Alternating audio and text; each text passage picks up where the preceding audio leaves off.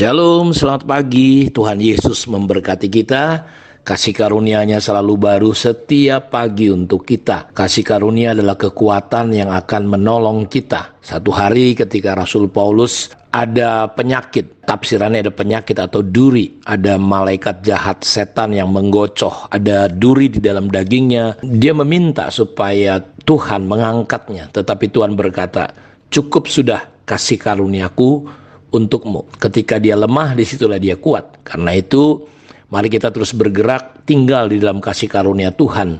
Karena apapun yang terjadi, kasih karunia itulah yang memampukan kita. Karenanya kita terus sedang belajar bagaimana bahwa Tuhan menghendaki buah-buah dalam kehidupan kita. Kita masih belajar dari Injil Lukas 13 ayat 6-9. Lalu Yesus mengatakan perumpamaan ini. Seorang mempunyai pohon ara yang tumbuh di kebun anggurnya.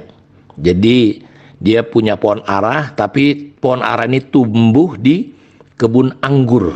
Jadi seharusnya kan kalau kebun anggur semuanya ya tanaman anggur, tidak ada tanaman yang lain.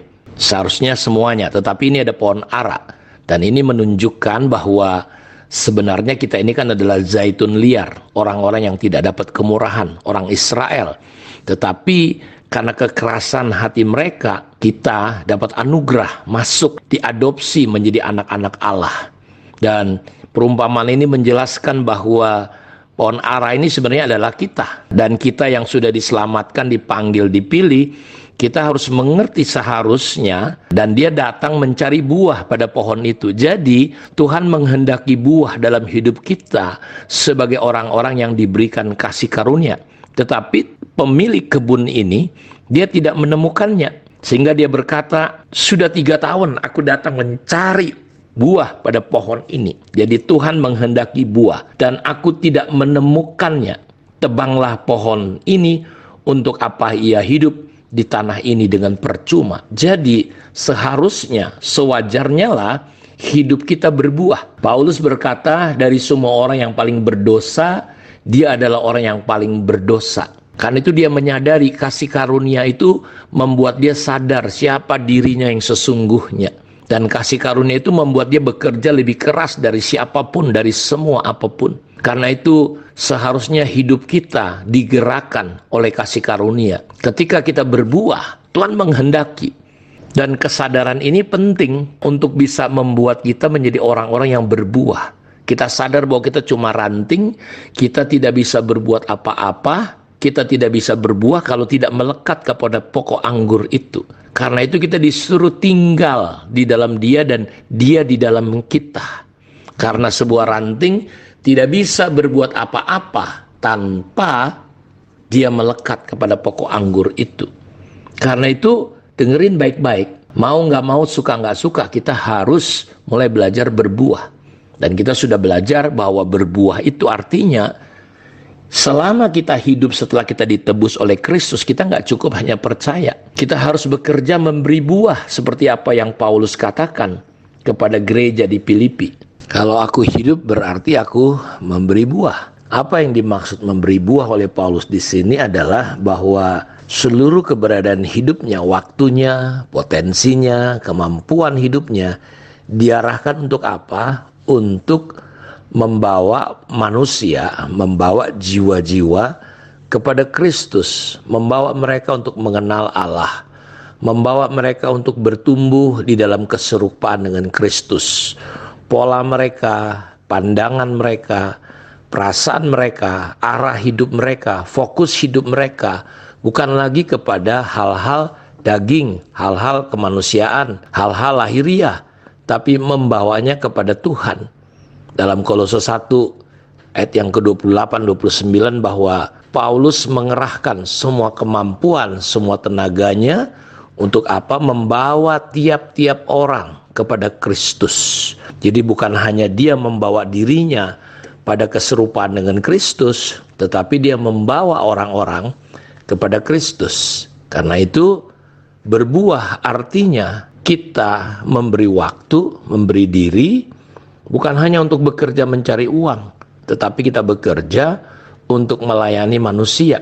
Karena Kristus datang untuk manusia. Bapa memberikan anaknya yang tunggal, Yesus Kristus, untuk manusia, supaya tidak ada yang binasa, tetapi semua beroleh hidup yang kekal. Jadi betapa mengerikannya kalau arah gereja itu hanyalah kumpulan orang yang senang berkumpul, tapi mereka kehilangan hati mencintai Tuhan dengan mencintai manusia. Kita lihat bahwa ketika ada satu domba yang hilang, gembala itu meninggalkan yang 99 kawanan dan dia pergi mencari di mana gerangan domba itu. Berbuah artinya fokus kita berubah, yang tadinya kepada dunia ini, hal-hal yang fana, yang sementara, kita mulai berubah fokusnya kepada manusia. Karena konsentrasi Allah, apa yang dia lakukan adalah untuk manusia, keselamatan. Karena itu betapa naif, betapa mengerikannya kalau kita cuma hanya sekedar kebaktian, hati kita kehilangan kasih kepada manusia. Hati Allah itu ada pada manusia. Karena itu nggak salah, sebelum dia naik ke surga dia berkata, pergi beritakan Injil, jadikan sekalian bangsa itu murid. Jadi kita harus mulai memberi waktu untuk memuridkan orang. Karena itu pemuridan dimulai dari kita. Kita yang lebih dulu mengalami kasih Tuhan, mengalami hati Tuhan. Roh Tuhan ada pada kita, mengurapi kita untuk apa? Membebaskan manusia yang terikat, yang sakit, yang lemah. Karena itu jangan jadi orang Kristen yang beragama Kristen. Jadilah orang Kristen yang mengalami hati Tuhan dalam hidup kita. Karena itu Paulus berkata, ini yang kulakukan, aku melupakan semua yang ada di belakangku dan mengarahkan diriku kepada panggilan surgawi itu. Jadi ini yang perlu kita lakukan. Ini yang disebut berbuah. Selagi aku hidup, itu artinya aku bekerja, memberi apa? Memberi buah.